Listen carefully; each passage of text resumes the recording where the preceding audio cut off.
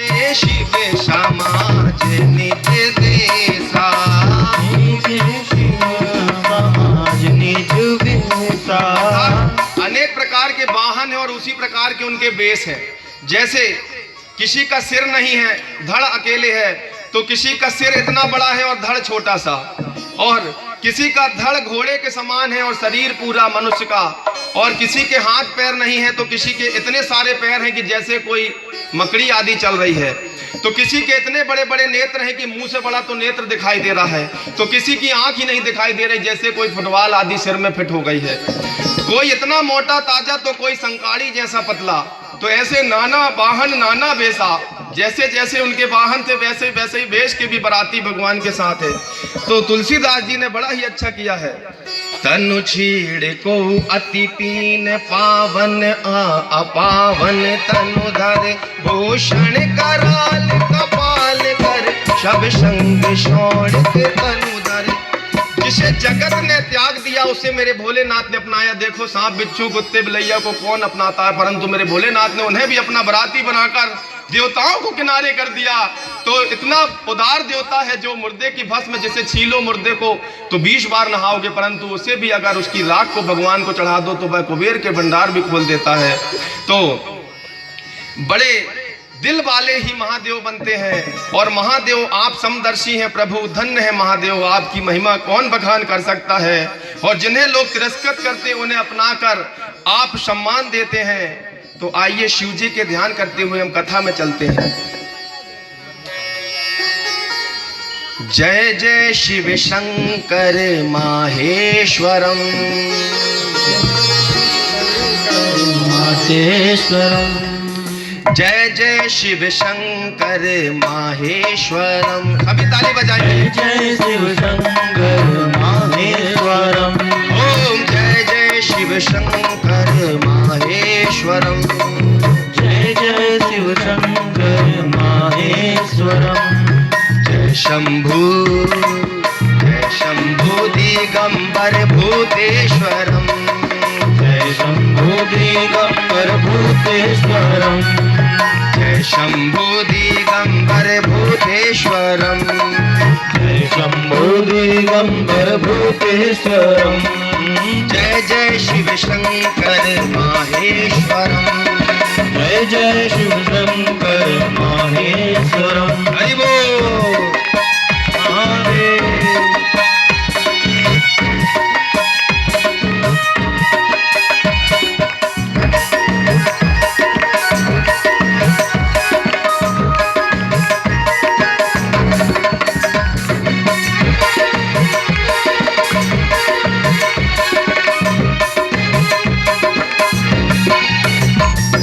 शशिशेखरं मुण्डमालेश्वरं,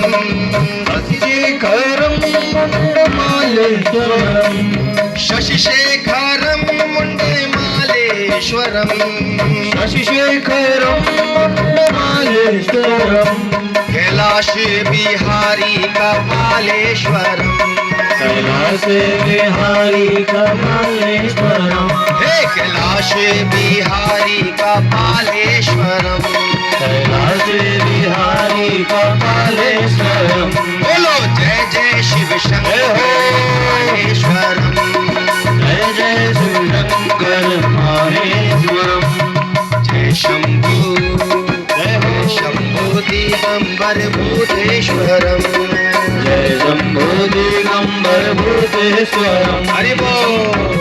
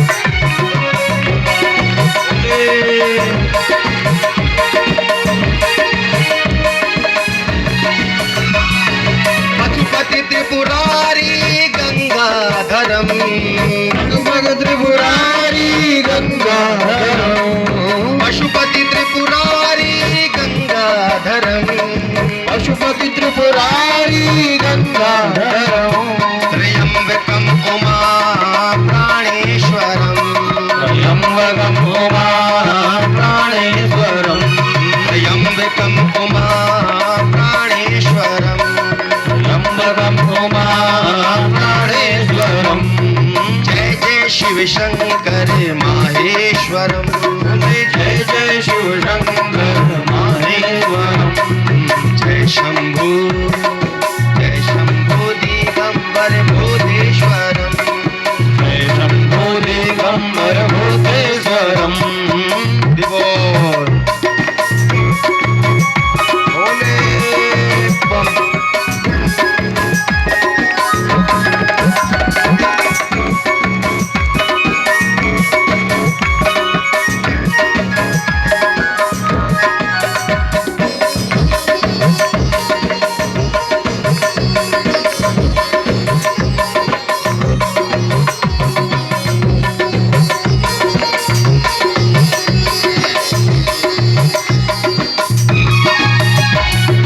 नीलकंठ भूलोकेश्वरम, नीलकंठ प्रभु लोकेश्वरम, नीलकंठ कंदर भूलोकेश्वरम, नीलकंठ दिगंबर भूलोकेश्वरम।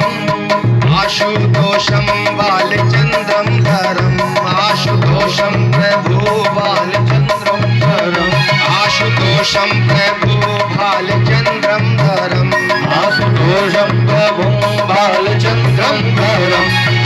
जय जय शिव शंकर माहेश्वरम, बोले जय जय शिव शंकर माहेश्वरम। जय शंभु जय हो जय शंभु दिगंबर भूतेश्वरम, जय शंभो दिगंबर भूतेश्वरम। जय जय शिव शंकर माहेश्वरम, बोले जय जय शिव शंकर माहेश्वरम। जय जय शिव शंकर माहेश्वरम, जय जय शिव शंकर माहेश्वरम। बोलो उमापति महादेव की जय हो। और आज महादेव जी मन ही मन मुस्कुरा रहे हैं कि हे प्रभु आप धन्य हो जो यहाँ भी मेरी हंसी करना भूले नहीं हैं। जिसे जगत ने त्यागा उसे मेरे महादेव ने अपनाया।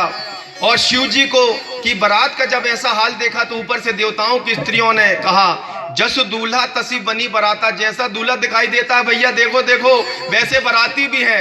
और अरे देखो बहना जैसा दूल्हा वह जा रहा है ना तो वो देखो बराती जिसका सिर नहीं है, अरे एक तो बिल्कुल सांप जैसा मुंह है, लगता है कि ये सभी भगवान से लिपट गए हैं। तो देवता कौन है? स्वार्थी जो सम्मान के भूखे हैं, जो देवता सम्मान हमारा कम ना हो जाए, हमारा मान कम ना हो जाए, इसको सोचते हुए पीछे पीछे चल रहे थे।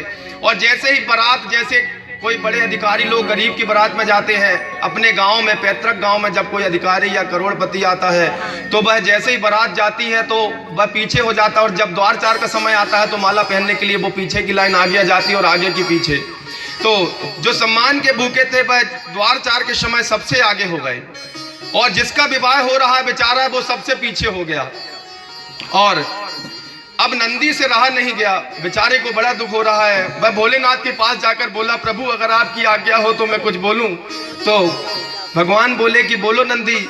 तो बोला प्रभु मुझे यह समझ में नहीं आ रहा कि यह विवाह आपका हो रहा है कि यह देवताओं का हो रहा है जो आगे ये जाकर पहुंच गए, तो फिर यह लोग आगे क्यों जा रहे हैं और आप पीछे क्यों हैं? तो शिव जी बोले कि नंदी जिसे सम्मान की जरूरत है उसे सम्मान लेने दो, और जिसे ध्यान की जरूरत है मैं यहाँ ध्यान करूंगा, मुझे ध्यान में ही सम्मान मिल जाता है।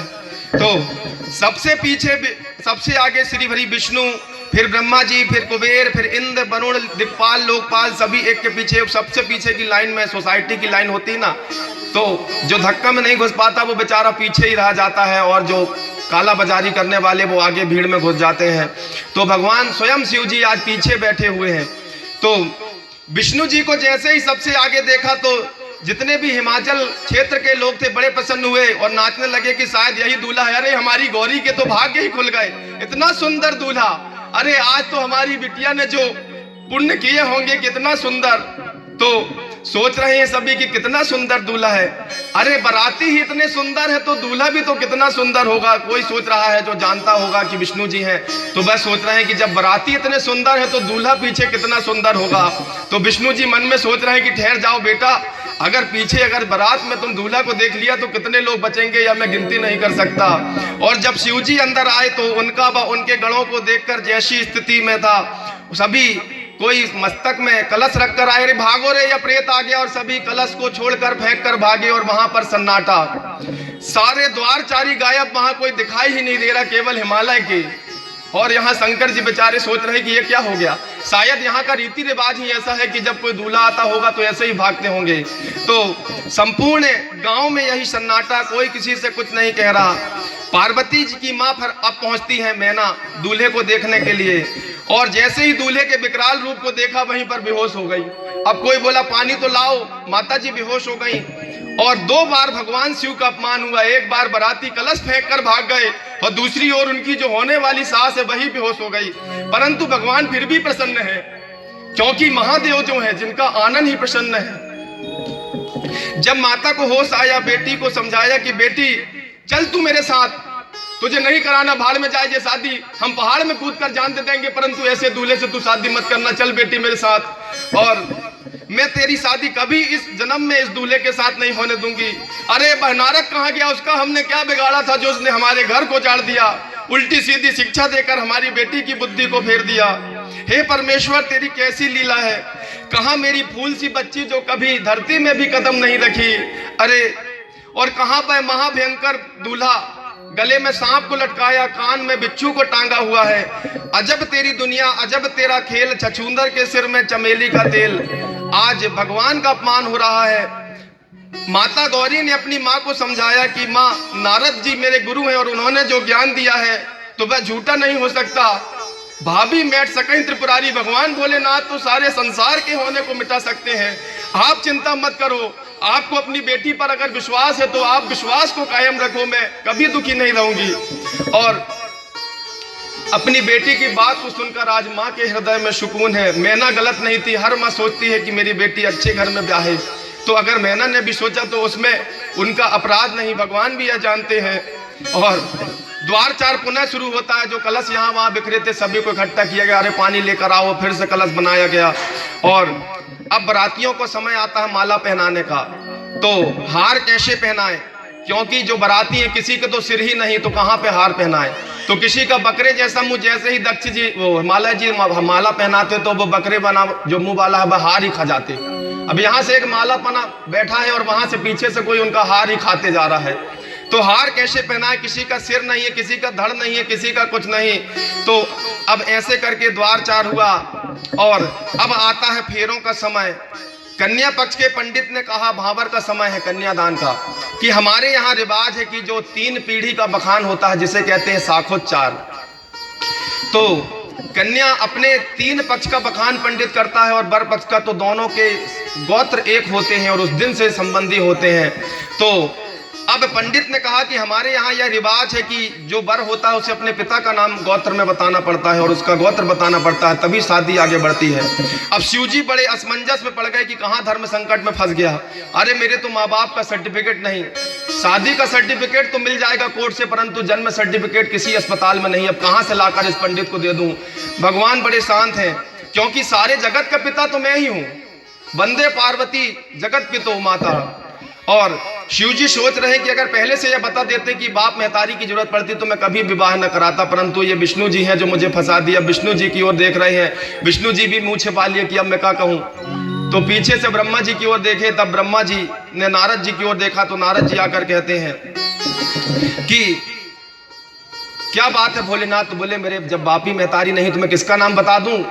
तो तभी पंडित ने सुना तो बोला कि आपको तो पिता का नाम बताना ही पड़ेगा, नहीं तो यह भावर नहीं पड़ेगी, आप लौटा लो अपनी बारात। पहले पंडितों को इतना अधिकार था कि वह यजमान को भी किनारे करके अपने वचन कह देते थे। तो आज का समय तो ऐसा है कि जैसा यजमान कहता है वैसा ब्राह्मण को करना पड़ता है। तो नारद जी ने सोचा कि यह ब्राह्मण तो आखिर जिद में अड़ा हुआ है, और अगर महादेव जी नाराज हो गए तो इस ब्राह्मण का तो पता नहीं कहाँ पहुंचेगा। तो सारे विवाद की एक ही हल है कि मैं ही भगवान को समझा दूं।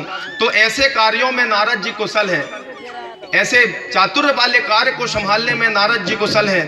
तो पुराणों में आपको 2 चीजें हमेशा दिखाई देंगी, एक आशीर्वाद। हर पुराण या कथा में 2 ही चीज चलती हैं, या तो एक आशीर्वाद या एक श्राप। भगवान या तो किसी आशीर्वाद के कारण से जन्म लेते हैं, जैसे कश्यप ऋषि को आशीर्वाद मिला, वरदान मिला कि 3 जन्म में मैं तुम्हारा पुत्र बनूंगा।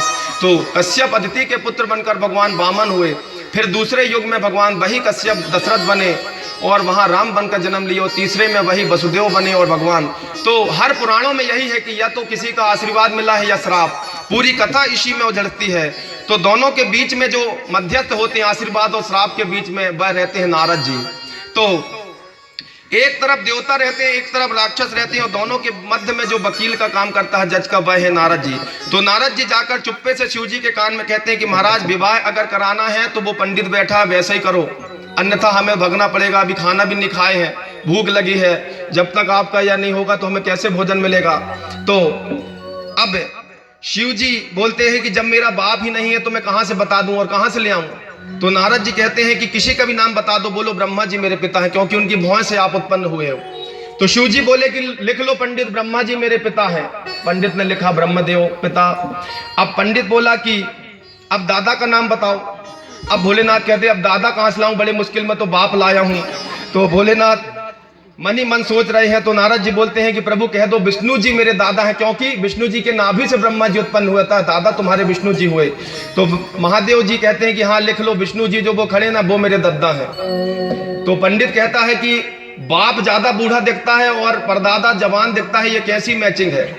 तो भगवान तो हमेशा नित्य है, ब्रह्मा जी बूढ़े हैं क्योंकि उनमें रजोगुण है। हम जो संसार में भोग करते हैं इससे हम बुढ़ापे में जाते हैं, परंतु जिसमें सत्य गुण होता है, तपस्या होती है, वह कभी बूढ़ा नहीं होता। तो भगवान में सतोगुण है, भगवान हमेशा एक से दिखाई देते हैं, नित्यानंद।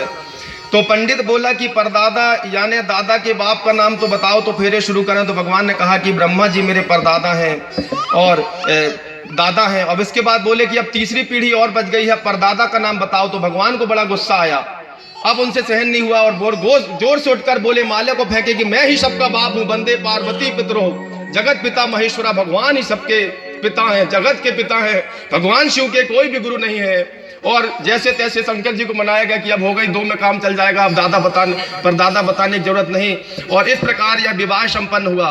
आगे आता है वह दुखद क्षण जिसमें कन्या विदा होती है। जीवन की सबसे बड़ी दौलत एक अनजाने को भगवान, जिसे बचपन से ही सहेज कर रखा, उसे आज एक अनजाने को सौंपने जा रही हैं।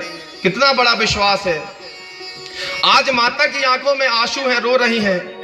गतिविधि सजी नारी जग माही, पराधीन सपने हो सुख माही। गतिविधि सजी नारी जग माही। आज मैना रो रही है, भगवान को दुहाई दे रही है कि हे परमेश्वर, तूने संसार में बड़ी गलती करी जो एक नारी को बनाया। आज मुझे दुख होता है कि मैं नारी क्यों हूं, या मेरी पुत्री आज स्त्री क्यों बनी। अरे तू नारी को ना बनाता प्रभु तो तेरा हम पर बड़ा उपकार होता। सारा जीवन ही मेरा गुलामी में बीतता है, संसार में नारियों का पूरा जीवन ही गुलामी में बीतता है। परमेश्वर, बचपन में जन्म लिया तो माता पिता की गुलाम की, यहां मत जाओ वहां मत जाओ। और जैसे ही जवान हुई तो पति की गुलाम हो जाती है कि पति की आज्ञा के बगैर वह अपने माता पिता के पास भी नहीं जा पाती। और आज जब बुढ़ापा आ जाता है तो अपने संतानों की गुलाम होकर उन्हीं के आदेश में चलना पड़ता है। हे भगवान, आपने स्त्री को बनाया क्यों इतना निर्बल बनाया। आज माता को अभी तक दुख नहीं था, परंतु जब अपनी बेटी विदा होती है तो भगवान को माता का हृदय भी टूट पड़ता है। आज बेटी पार्वती को हृदय से लगा रही है जैसे कभी नहीं लगाया, और कहती है कि बेटी तू मुझे पराया करके जा रही है।